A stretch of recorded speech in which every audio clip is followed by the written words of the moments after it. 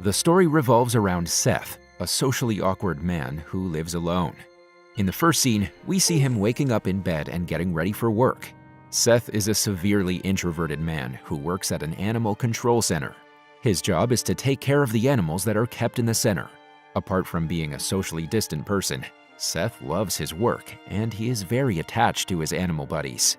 One day, while returning home, Seth recognizes a familiar face. Former Westbrook High classmate Holly Garling riding the same Metro bus. He had a major crush on her back then. He approaches her with her name. However, Holly doesn't recognize him, so he tells her that they used to be classmates. The girl has a diary with her, so when Seth asks what she's doing, she tells him that she keeps a record of her everyday life. Just then, the bus stops in an interval and Holly gets off to leave. Later, when he arrives home, Seth begins researching Holly on social media. He finds her profile and sees that her relationship status is single. The following day at work, Seth seeks advice from security guard Nate, who tells him to be confident and approach her. A nurse interrupts their conversation, telling Seth to bring over a German Shepherd to the doctor. It is revealed that the dog is getting too old and sickly, so the doctor has decided to euthanize it to cut the expenses. Seth protests against it, so the doctor tells him to take the dog home and take care of it. However, since Seth cannot take care of the dog, he reluctantly accepts the doctor's decision. In the next scene, the doctor begins the euthanization process.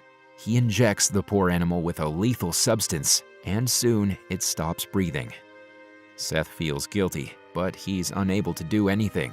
Later, he carries the dog's body and burns it. He then clears its name from the cage.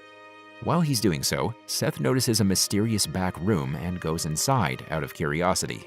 The scene abruptly cuts to Seth at home as he extensively researches Holly's online profiles. He starts to jot down her likes and dislikes and memorizes them to try and impress her. With the goal of getting her to go out with him, Seth stages an encounter with Holly at the restaurant where she's a waitress. Holly looks very beautiful, and he once again approaches her.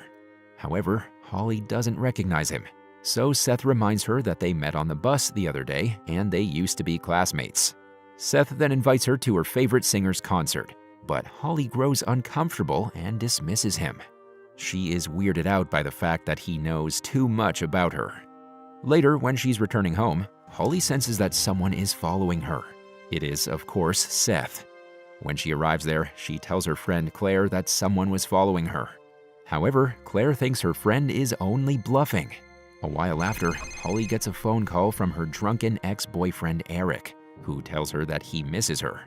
Holly receives a bouquet at work the next day, and assuming they're from Eric, she goes to the bar where he works.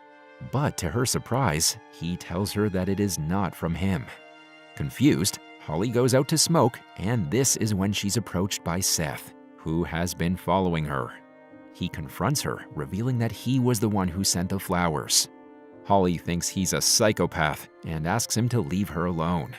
Seth refuses to accept her rejection, and this leads to a physical confrontation.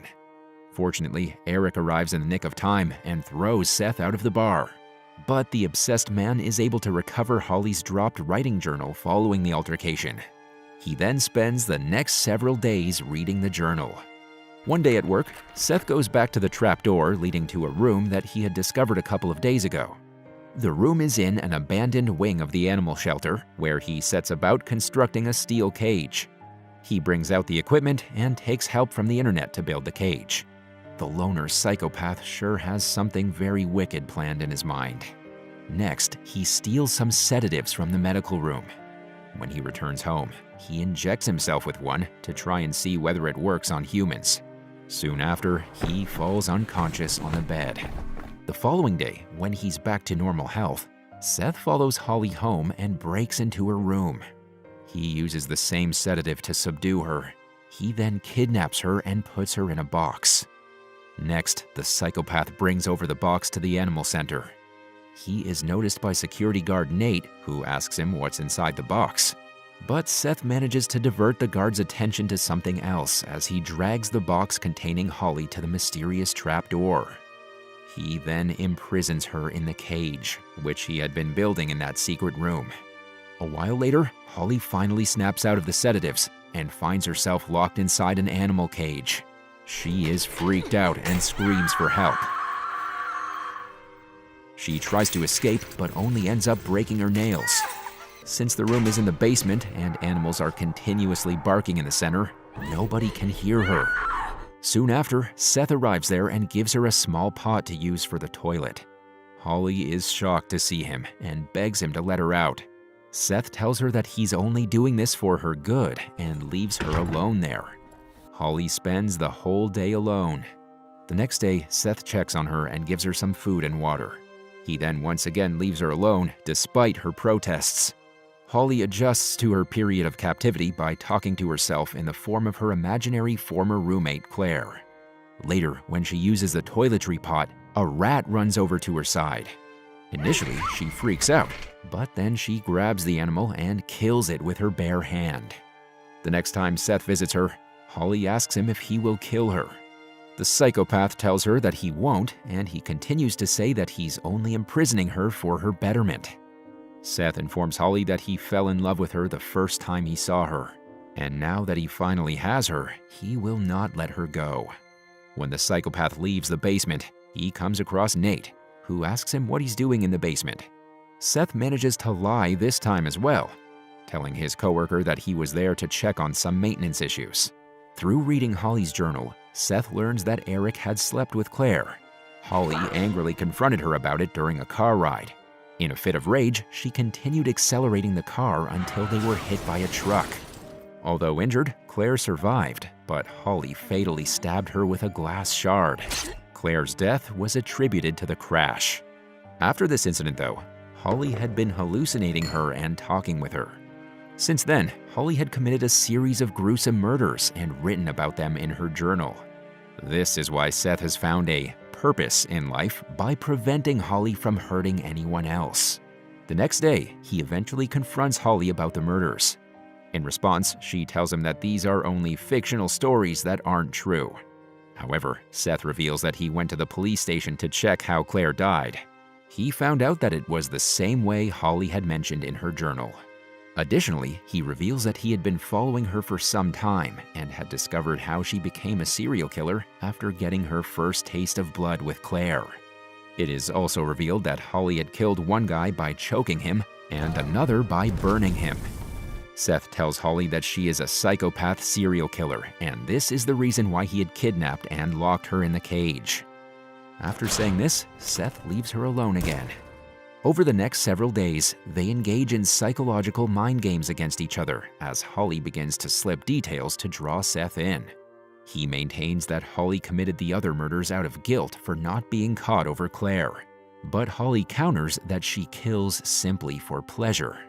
Holly even acts differently to try and garner his pity, but Seth knows her well from her writings, so he tells her to cut the act.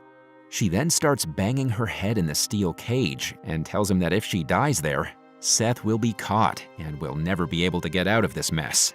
Seth is intimidated by Holly's behavior, so he leaves her alone again. He doesn't visit her for the next few days.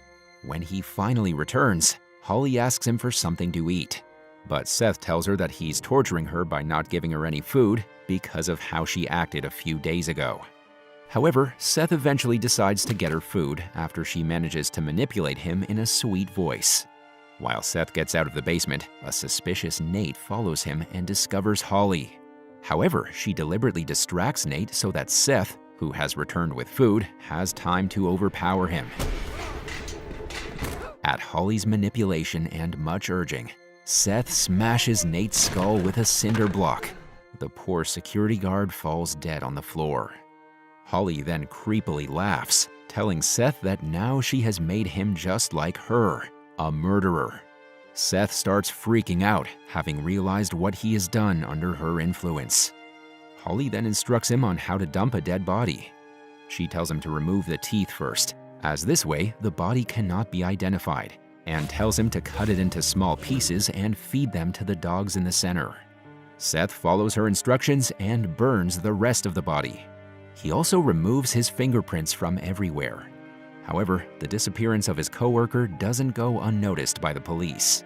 The cops start their investigation by interrogating everyone at the workplace. As they question Seth, they get suspicious of him. They even put him as a suspect after how Seth responded to their questions. In the meantime, Seth is convinced that he and Holly can forge a relationship based on mutual love. To prove his love for her, he even cuts off his own finger. Holly then grabs Seth's knife and threatens to kill herself if he doesn't open her cage. Left with no choice, he frees her. The manipulative woman then tells Seth that she believes he loves her and that she loves him back. The two of them kiss before Holly cuts Seth's throat. After this, she manages to escape from the basement. Months pass, and we see Holly is finally back together with Eric. Apparently, her fictional events from her journal are being published by Vanity Press. However, Holly finds evidence that Eric has been cheating again. But this time, she doesn't want to do anything about it. Instead, she travels to an abandoned warehouse where we see that Seth has been kept in a cage, still alive but horribly mutilated and tortured. He is also mute from his throat injury. Holly thanks him for saving her by allowing her to take out all of her murderous impulses on him instead.